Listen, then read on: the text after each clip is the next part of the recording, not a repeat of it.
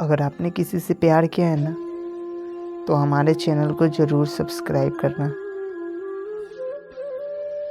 उससे मिलने से पहले मेरे जीवन में कुछ खोखलापन सा था, एक अजीब सा खालीपन था, जिसे आज तक मेरे अलावा किसी ने नहीं महसूस किया था। क्योंकि मैं स्वभाव से बहुत चंचल थी, इस कारण मैं कॉलेज में भी और घर में भी लोगों से घिरी रहती थी। के बावजूद मैं बहुत बोलती थी।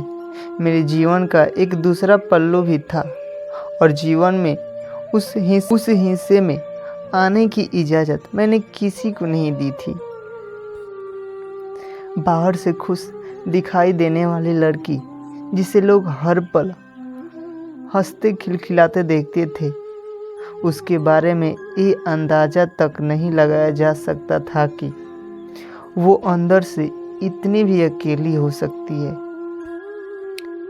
ढेर सारे दर्द अपने भीतर समेटी हुई होगी। मैंने अपने आसपास एक घेरा सा बना लिया था। कोई भी मेरे द्वारा बनाए गए दायरे को नहीं तोड़ सकता था।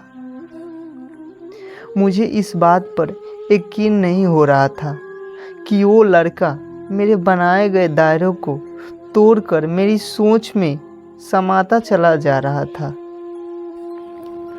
शुरू में उससे बात करना महज एक औपचारिकता थी। ये अलग बात थी कि आज तक उसने इस बात को मेरे सामने कभी जाहिर नहीं होने दिया था। मुझे चाहता है, मुझे छोटी सी छोटी तकलीफ होने पर उससे मुझसे भी ज़्यादा तकलीफ होता था। कोई ऐसे भी किसी को चाह सकता है क्या?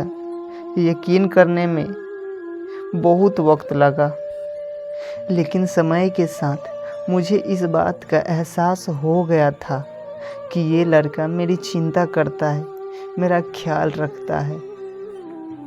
उसके प्यार में पागलपन था। मेरी खुशी के लिए वो कुछ भी कर देता था। उस लड़के के बिना इस बात का जिक्र किए उसे मुझसे बात करना अच्छा लगता था। मेरे साथ वक्त बिताना अच्छा लगता है। यही चालाकी से मुझसे दोस्ती के लिए पूछा। उस दिन संयोग से हम दोनों कॉलेज जल्दी से आ गए थे और क्लासरूम में कोई नहीं था। उसने कहा कि क्या मैं तुम्हारा हाथ पकड़ सकता हूँ?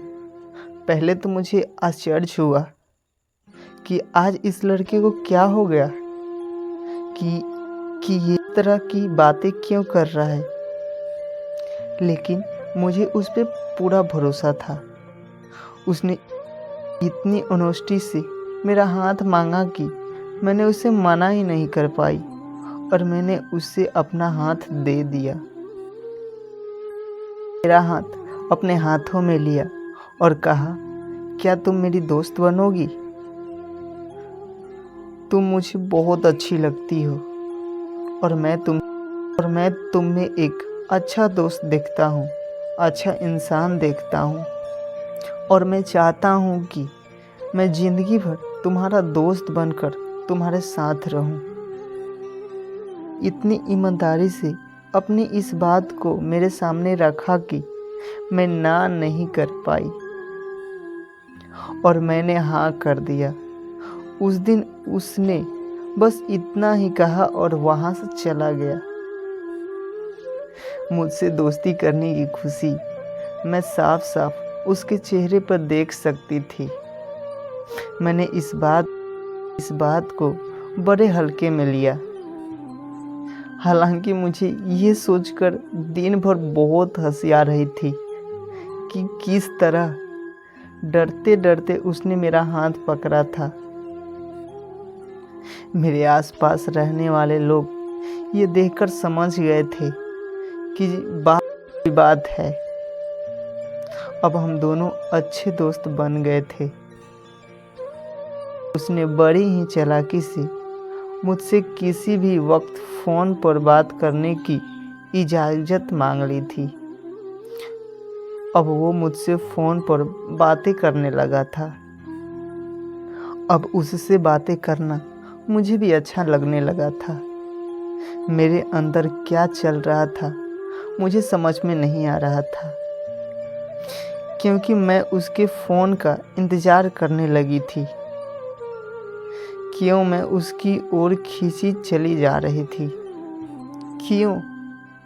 शायद उससे अपनी बातें शेयर करना मुझे अच्छा लगने लगा था। जब भी मैं उदास होती को पता चले ना चले, उसे ज़रूर पता चल जाता था और वह मेरी उदासी को दूर करने का हर संभव प्रयास करता था। आखिर एक दिन उसने मुझसे आई लव यू कहा। मुझे वक्त लगा, लेकिन मैंने भी अपने प्यार का इजहार कर दिया। मेरे हर जन्मदिन पर मुझसे ज़्यादा खुश होना, मेरे ऊपर हज़ारों रुपए मना करने के बावजूद भी खर्च कर देता। वो दीवाना था मेरा। उसने भी मुझे अपना दीवाना बना लिया था। बाइक पर अक्सर घूमने निकल जाना, कॉलेज बंद करके फिल्म देखने जाना, ये सब हमें अच्छा लगने लगा था। उसकी पूरी दुनिया बन गई थी मैं। मेरी पूजा करता था वो। दिन तेजी से बीतने लगे थे। हम दोनों दुनिया को भूल चुके थे। प्यार के उस दौर ने हम दोनों को भीतर से बदल दिया था। हमने प्यार की ढेरों कसमें खाई और ढेरों वादे किए। वक्त ने करवट लिया। मेरे पिताजी ने 20 से 21 साल की उम्र में ही मेरी शादी पक्की कर दी। अंदर से मेरा हाल भी बेहाल था, लेकिन वह मुझसे ज़्यादा बेहाल था। वह किसी भी हद तक जाने को तैयार था मेरा साथ पाने के लिए, लेकिन मैं जानती थी कि अगर मैं घर से भाग जाती हूँ तो मेरे घर वालों का समाज में जीना मुश्किल हो जाएगा। मैंने करे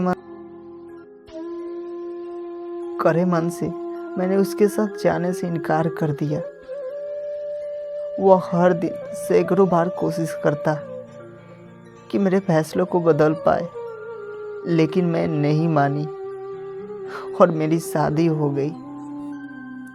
अपनी शादी के कुछ महीनों के बाद मेरी उससे मुलाकात हुई। उसने अपना हाल बेहाल कर लिया था। उसने कहा कि वो मुझसे मिलने से पहले भी अकेला था और मेरे जाने के बाद भी वो अकेला हो गया है। उसने कहा कि वो हमारे कस्मों और वादों को पूरा करेगा। वो कहता है कि मैं प्यार की लड़ाई तो हार गया। वो हार गया, पर प्यार की जंग जरूर जीतूंगा। वो कहता है कि तुम भले ही मेरा साथ ना दे सको, मेरा प्यार तो मेरे साथ है ना। मेरे प्यार को के सहारे उसने जिंदगी में आगे बढ़ने की ठानी। वो कहता है कि उसका प्यार सच्चा है, इसलिए उसका प्यार कभी उसकी कमजोरी नहीं बनेगा। मुझे अपनी गलती का एहसास है, क्योंकि मेरा प्यार मुझसे ज़्यादा दुखी है और मैंने उसकी ज़िंदगी को बर्बाद कर दिया। मैं उस दीवाने के प्यार को सलाम करती हूँ, जिसके पास ना मेरा तन, ना मेरा समय और ना ही मेरा जीवन है, पर अब भी वो मुझसे प्यार करता है। पर उस दिन उसने मुझसे झूठ बोला था। शायद वह बुरी तरह से टूट चुका था, जबकि उसने खुद को बहुत बहादुर दिखाने की कोशिश की थी। वह लोगों से दूर होता चला गया था और लोगों उससे दूर हो चुके थे। बुरे लोगों से दोस्ती कर ली थी उसने। वह शराब, सिगरेट और ड्रग्स आदि का शिकार हो चुका था। वह बुरी तरह से डिप्रेशन का शिकार हो गया था और एक दिन उसने आत्महत्या कर ली। ये था इस कहानी का अंत। मैं ना तो जीते जी उसके साथ रह पाई, ना उसके अंतिम समय में मैं उसका साथ निभा पाई।